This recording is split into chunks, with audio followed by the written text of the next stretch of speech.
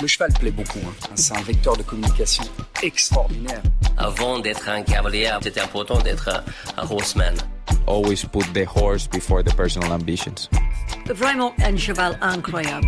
Voilà quelqu'un qui est champion olympique et qui n'est pas ordinaire. Se remettre en question et peut se servir des défaites pour être meilleur après. Ce feeling, je l'ai eu directement avec Caleb. On fait du haut niveau, il y a le côté financier, c'est comme ça. Aller en compétition parce qu'il est bon, pas parce qu'il paye une table. Moi, je veux pas courir mes chevaux pour l'argent. If you can do it in a way that doesn't take too much out of your horses. Quand on voit l'évolution en 10 ans de temps, qu'est-ce que ça va être dans 10 ans ? Pouvoir motiver les jeunes à aller au bout de leurs rêves. Forme de très très bons compétiteurs. Je ne vais pas dire que ça forme des hommes de chevaux. Pour moi, les bons moments, ils sont à venir. Aujourd'hui, réussir sa vie, c'est avoir la vie que l'on souhaite.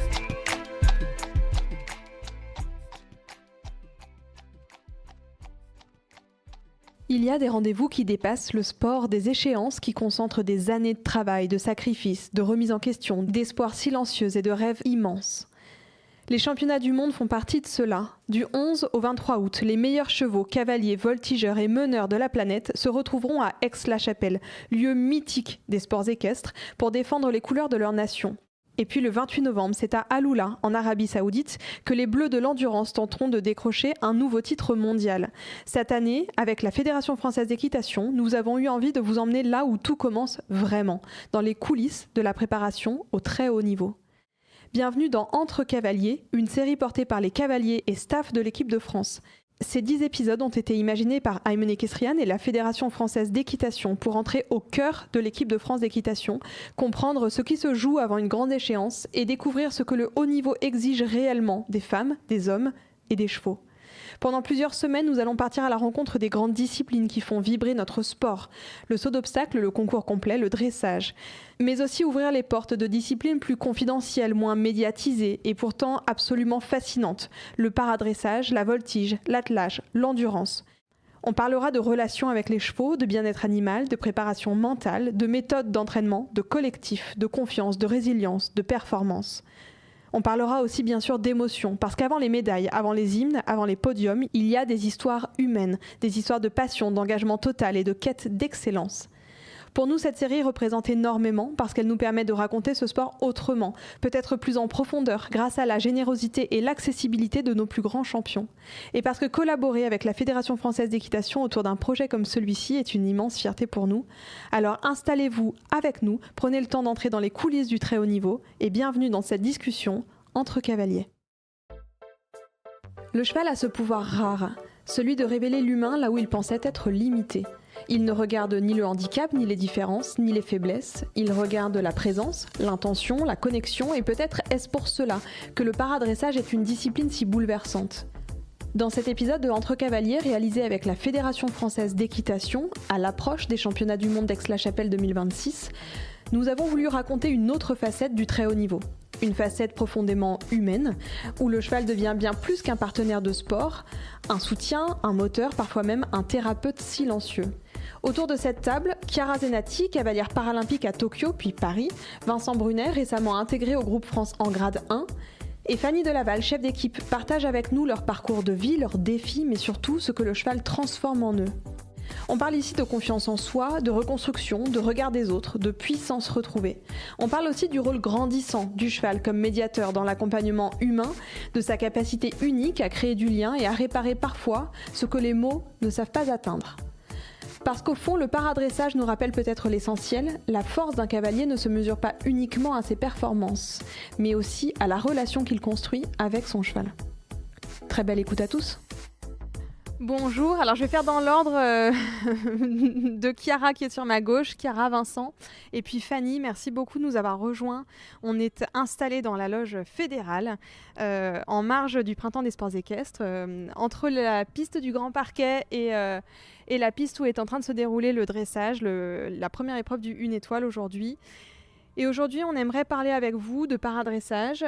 Chiara, Vincent, vous êtes en pleine préparation pour les championnats du monde. Vous faites partie de l'équipe de France de paradressage. Et puis Fanny, vous en êtes la DTN adjointe à la discipline.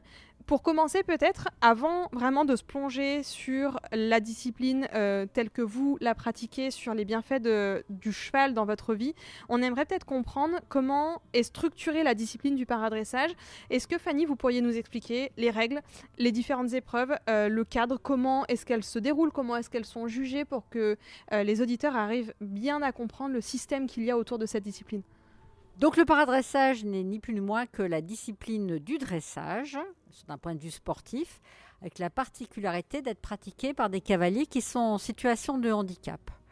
Alors en fin de compte, ce qui se passe, c'est que quand on est ou quand on devient en situation de handicap et qu'on souhaite pratiquer la compétition de dressage, on peut donc avoir accès à cette discipline et à ces épreuves.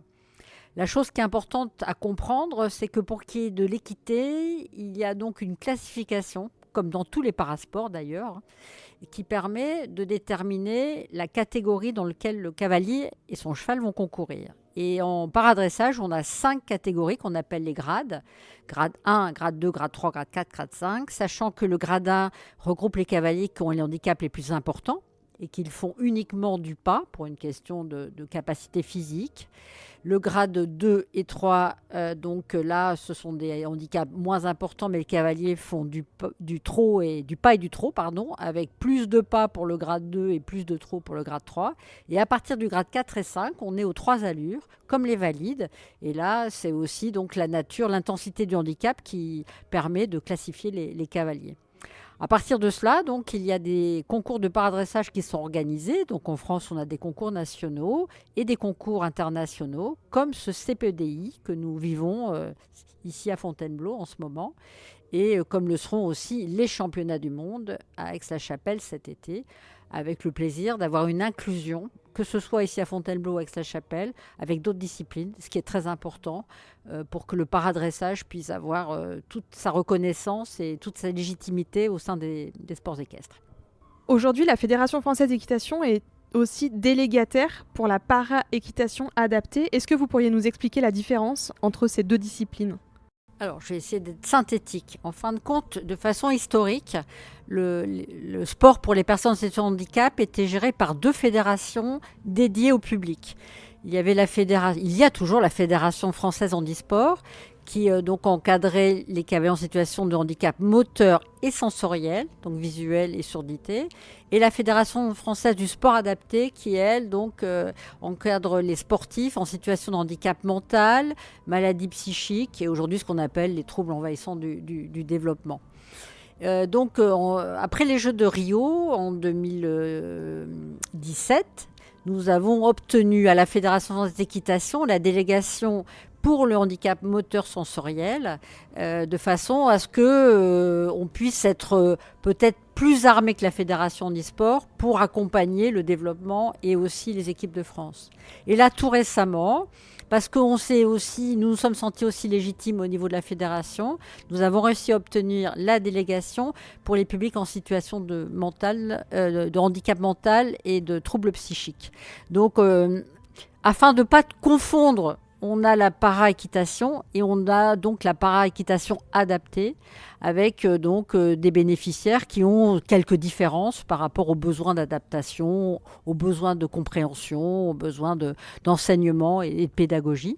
Et donc, ça y est, nous sommes très contents aujourd'hui de pouvoir accompagner aussi le développement de la para-équitation adaptée et de permettre aussi à ces cavaliers-là de se structurer davantage et peut-être d'accéder aussi plus que ça ne l'était au plaisir de la compétition. Chiara, Vincent, maintenant c'est à votre tour. J'aimerais qu'on prenne un peu le temps de vous présenter, de comprendre qui vous êtes, comprendre aussi comment est-ce que vous en êtes arrivé là dans votre discipline et puis à quel moment votre handicap aussi est arrivé dans votre vie et donc vous a permis aussi quelque part de concourir aujourd'hui à haut niveau dans votre discipline. Chiara, si tu veux commencer. Je m'appelle Chiara Zenati, j'ai 23 ans. Mon cheval s'appelle Zeus de Malheureux IFCE et je suis en grade 3. Je suis membre de l'équipe de France depuis 2020. Comment j'ai connu le paradressage grâce à mon ancienne coach, Brigitte Rinaldi, qui voulait promouvoir le handicap. Donc elle m'a fait faire un stage de détection avec la Fédération française d'équitation, avec Fanny, Carlos. Et au début, ça ne m'intéressait pas du tout la compétition réellement. Je voulais vraiment que ça soit de la passion, sauf que j'y ai pris goût. Vraiment en national à la mode Beuvron. Et c'est là où j'ai voulu continuer dans le paradressage, mais au haut niveau. Et tout s'est enchaîné. On m'a trouvé un partenariat avec l'IFCE. Et de là, j'ai fait mes premiers concours et je suis rentrée dans l'équipe de France en 2020. J'ai fait les Jeux de Tokyo 2021, Herning en 2022, Riesenbeck en 2023 et Paris en 2024. Ce qui n'est pas rien comme parcours. Oui, ça a été vraiment incroyable. Et pour ça, je remercie encore la Fédé de tout le soutien qu'ils m'ont apporté pendant ces 7 dernières années. Après, au niveau du handicap, je pense que le cheval m'a aidé à accepter mon handicap parce qu'en étant toujours avec les valides, c'est sûr que c'est pas facile dans le sens où on ne peut pas faire des choses qu'eux peuvent faire. Donc c'est un peu un moment de frustration. Et je me sentais pas non plus à ma place avec les valides. Et en fait, avec les paras et les chevaux, j'ai trouvé ma place et je suis toujours contente de retrouver l'équipe de France sur chaque concours en inter. Vincent ? Donc, moi, c'est Vincent, j'ai 32 ans, je monte actuellement le cheval Drazik et en grade 1. J'ai commencé l'équitation à l'âge de 6 ans par une découverte par le service de soins qui me suivait étant petit, parce que je suis né grand prématuré à 6 mois de grossesse. Donc moi j'ai commencé par une découverte, puis tout de suite ça m'a plu. Et puis après je voulais déjà commencer par juste pour plaisir.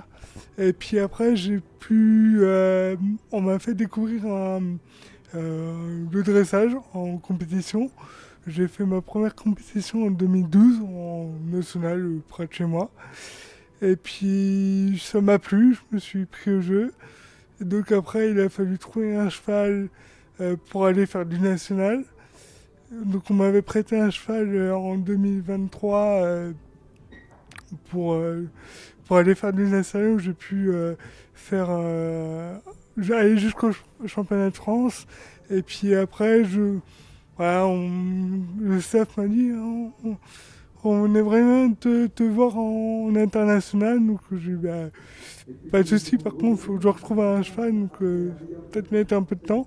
Et puis par bonheur, le premier cheval qu'on a été essayé avec ma coach, c'était le bon. Donc on a mis moins de temps qu'on pensait. Et depuis, j'ai fait ma première saison en international en 2025. Et là, c'est ma deuxième saison. Qu'est-ce que la compétition vous apporte de plus que la pratique de l'équitation à la maison ? Le fait de venir en compétition, qu'est-ce qui vous anime ? Qu'est-ce que ça vous apporte en plus de juste l'équitation au centre équestre, dans une structure, dans une écurie ? Moi, c'est surtout, première chose, de sortir de ma zone de confort. De découvrir des lieux que je connais pas, découvrir mon cheval dans un lieu qu'il connaît pas, en dehors de la maison, je prends énormément d'expérience à découvrir dans des bons moments comme dans les mauvais. Le déplacement de soi, parce que c'est bien quand on y arrive à la maison.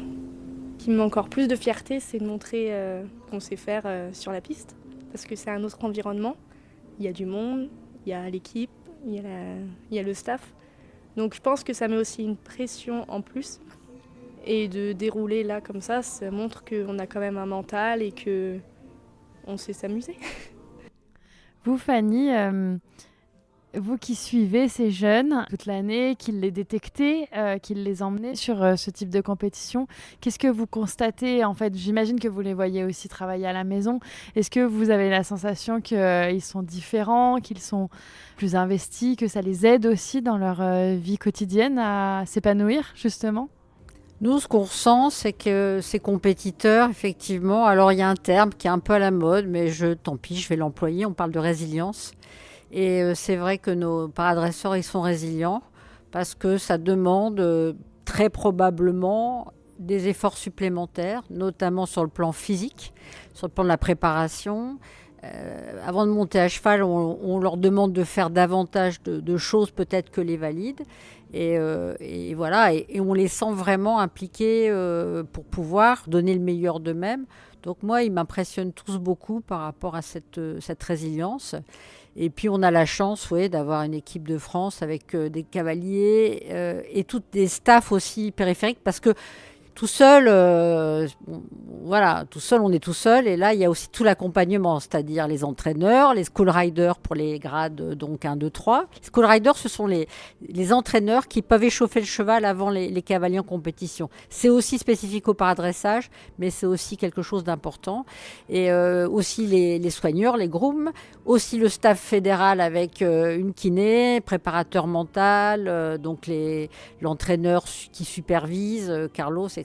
Donc tout ça, ça nous permet de sentir que ces cavaliers-là donnent le maximum et qu'avec tout l'entourage, on arrive effectivement à faire de mieux en mieux, de belles choses. Donc voilà, donc ça se concrétise avec des résultats qui progressent, des médailles qui arrivent. Et donc pour nous, ça c'est vraiment très valorisant. Chiara, Vincent, est-ce que le cheval est le meilleur thérapeute qu'on puisse avoir ? Oui. Pour moi, oui.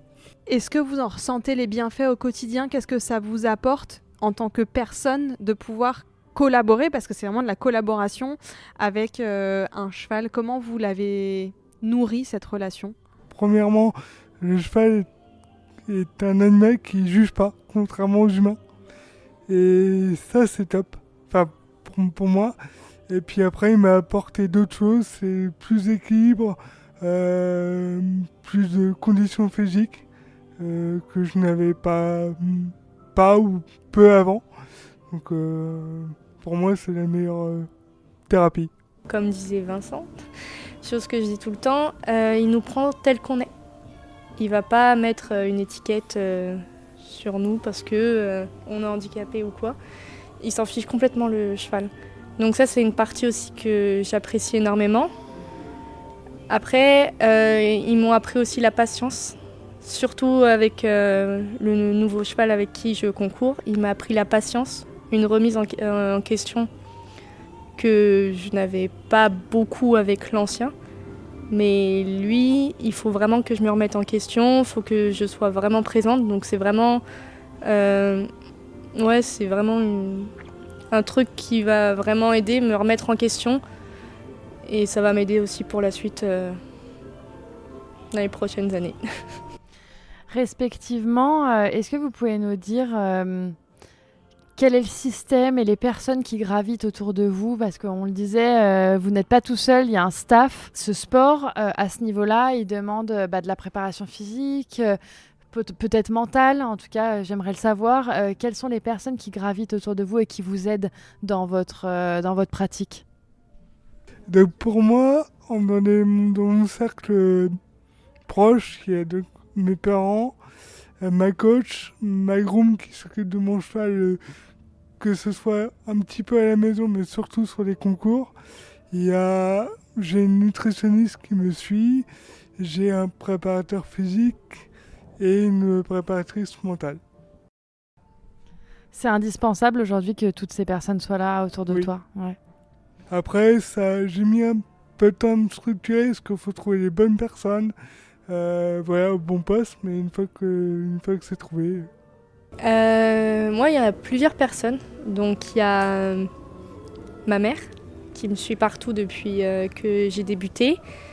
Il y a le staff, parce que du coup, quand on les appelle, ils sont toujours là pour nous aider. Il y a le préparateur physique de l'IFCE, la préparatrice mentale de l'IFCE avec qui je fais... Elle vient tous les 15 jours à l'IFCE, donc dès qu'elle vient, je fais au moins 3-4 séances avec elle. Après, il y a la préparatrice mentale de la Fédé. Il y a l'ostéo qui me suit régulièrement 1 fois par mois.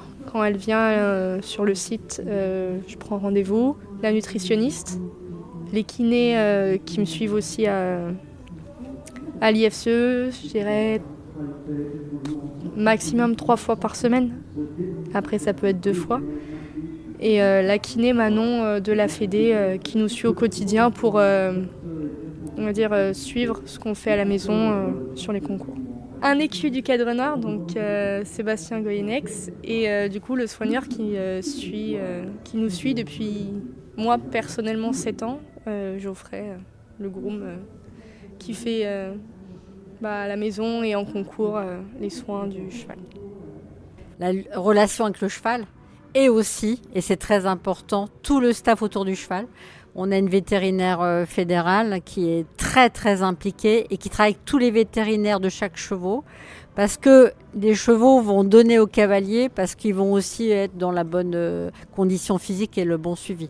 Donc aujourd'hui, on se rend compte que la performance du couple, elle est vraiment en lien avec la préparation et du cavalier et du cheval, séparément puis ensemble pour que ça fonctionne. Donc je voulais juste rajouter ça aussi, donc les vétos.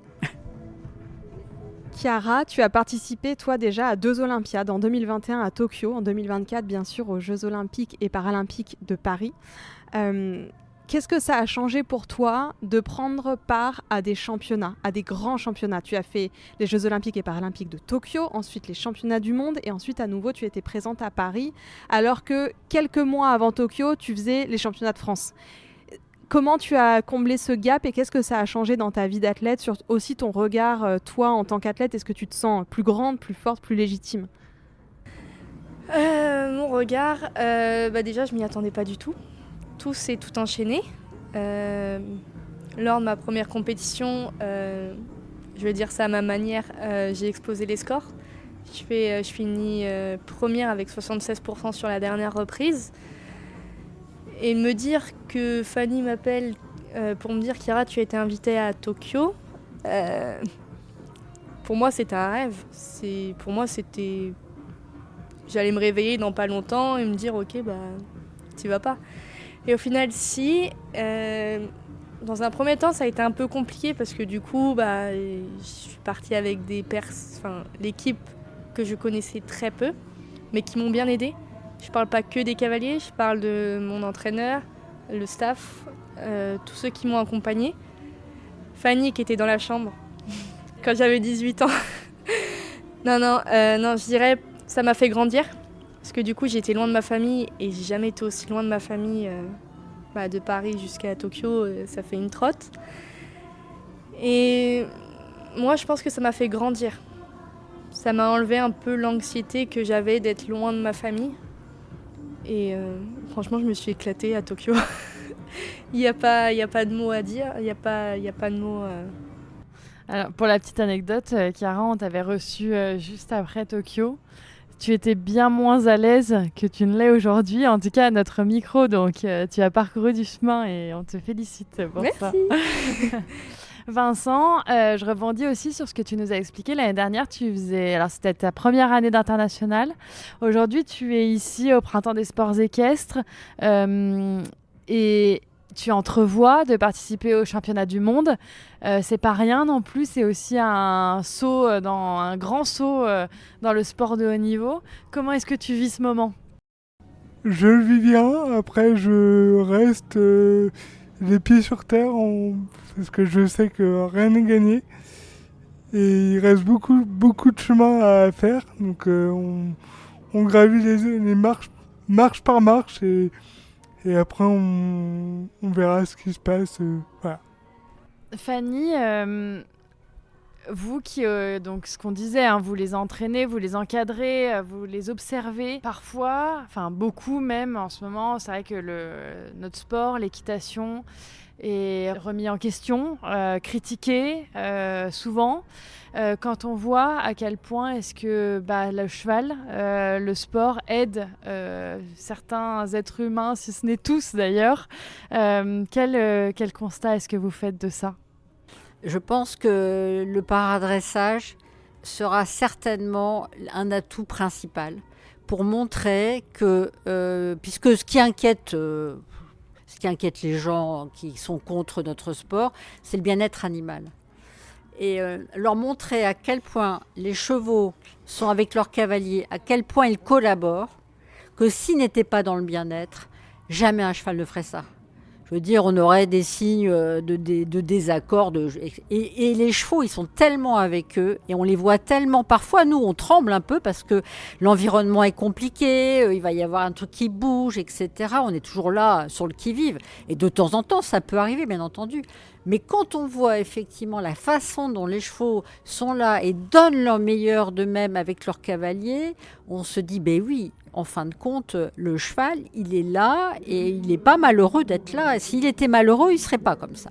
Donc j'espère que le paradressage contribuera à défendre l'avenir de l'équitation face à tous les gens qui aujourd'hui pensent que ça n'est pas utile. Si c'est utile, bien entendu, la preuve.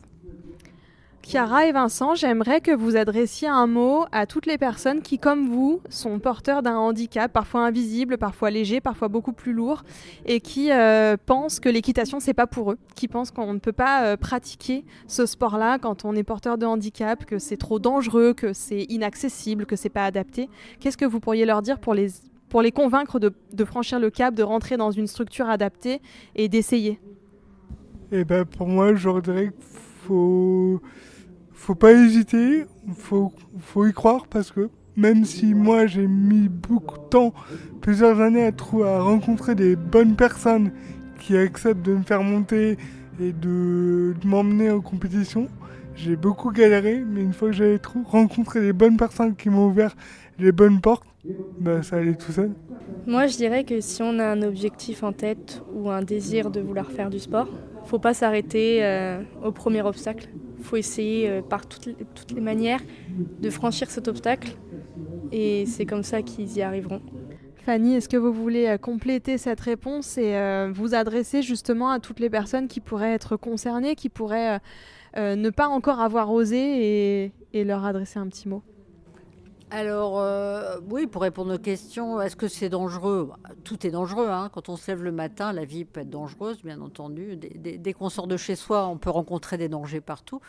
Alors, l'équitation, aujourd'hui, quand elle est bien pratiquée, surtout bien encadrée, avec des bons enseignants, des bons entraîneurs et les chevaux bien choisis, bien préparés, bien étendus, les risques sont quand même énormément minimisés. Moi, ça fait quand même un certain nombre d'années que je fais le métier de cadre technique et franchement, on n'a pas de mauvais souvenirs. Il y a eu des petites bricoles, mais rien de grave. Aujourd'hui, la fédération a mis en place des labels, des centres équestres qu'on appelle Equiandi, qui ont été détectés comme ayant toute la capacité en termes justement structurels pour accueillir des cavaliers en situation de handicap. Qu'ils étaient cavaliers, qu'ils soient devenus en situation de handicap et qu'ils aient envie de reprendre l'activité, ou alors qu'ils soient complètement débutants, soit parce que c'est de naissance et qu'à 6-7 ans, ils ont envie de faire du poney, comme les autres enfants, ou soit même adultes, pourquoi pas, à un moment donné, parce qu'ils vont voir nos champions en piste, ils vont dire « Ah, mais moi, ça me fait envie », voilà. Donc, ne pas hésiter. Aujourd'hui, la fédération est complètement en mesure de proposer un accueil adapté, structuré. Et de toute façon, la meilleure façon de savoir, c'est d'essayer. Donc, il faut essayer. Et puis, c'est là qu'on sait si on aime et si on veut continuer. Mais je crois qu'aujourd'hui, il n'y a pas de crainte et pas de peur à avoir. Le paradressage, comme tous les parasports, est complètement aujourd'hui en adéquation avec les besoins des cavaliers en situation de handicap. Et j'ai envie de rajouter un truc, et surtout trouver une bonne équipe, des bonnes personnes pour arriver à notre but final. C'est surtout ça le plus... Sachant que Chiara est coach, faut le savoir, on n'en a pas parlé, elle a passé d'abord son BPGEPS, plus jeune. Non, AE. AE d'abord, BP. voilà. Quand on l'a rencontrée, elle était dans l'AE, puis son BP, et maintenant elle est DEGEP, c'est-à-dire qu'elle est en capacité aussi d'entraîner. Et je pense que c'est aussi le cas d'Alexia, le cas de José, le cas de plusieurs. Et je pense que vous êtes en mesure, vous, justement, de transmettre et d'encadrer ces cavaliers-là, parce que vous avez cette expérience et qu'on compte sur vous pour un moment donné aussi, dans le cadre de l'entraînement et de l'enseignement, d'amener des nouveaux et des futurs champions, plus tard, dans quelques années. Moi, je serai plus là pour le voir, enfin en tout cas professionnellement, mais je pense que vous pourrez faire le relais, ouais. Ça va être super. Pour aller plus loin dans la pratique, il y a aussi beaucoup de centres équestres ou de structures qui développent des activités de médiation avec des poneys, des chevaux, pour partir au contact d'enfants ou même de personnes plus âgées qui sont dans des situations de handicap assez lourdes. Qu'est-ce que vous pensez que ça peut apporter aux personnes d'être tout simplement, sans parler de sport, vraiment au contact du cheval? Je dirais un apaisement, une compréhension pas par les humains mais par un animal. Donc je pense que c'est vraiment de la compréhension et un apaisement, puisque faut pas croire, le cheval ça nous apaise vraiment. Et je pense que, moi personnellement, ça m'apaise d'être au contact du cheval.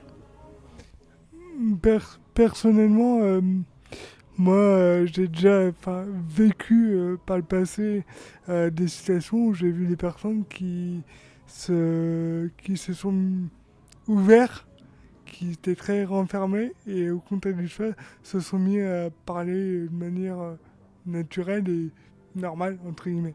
La médiation, ça veut dire mettre de la communication entre deux personnes, ou en tout cas avec une personne ou un environnement, par exemple, avec lesquels il y a des difficultés, quelque chose ne fonctionne pas. Je pense que la difficulté parfois dans la communication entre deux êtres humains, c'est que beaucoup de choses passent par la parole et qu'on met beaucoup de mots MOTS pour essayer donc de régler des problèmes, de solutionner des aspects émotionnels, des traumatismes. Et que de temps en temps, ces mots ne permettent pas d'aller chercher véritablement la difficulté. Le cheval ne parle pas, en tout cas pas avec le langage verbal, mais il a une autre façon de rentrer en communication, d'exprimer et d'aller chercher plus profondément chez les personnes des choses qui sont enfouies. Et on voit effectivement que ça débloque parfois des traumatismes ou des difficultés qui sont restées très longtemps enfouies. Donc on se rend compte que le cheval est un super médiateur et qu'aujourd'hui, c'est très bien de l'utiliser avec tous les publics pour lesquels c'est nécessaire. Merci beaucoup, merci à tous. Évidemment, on espère vous voir à la télé quand vous serez à Aix-la-Chapelle.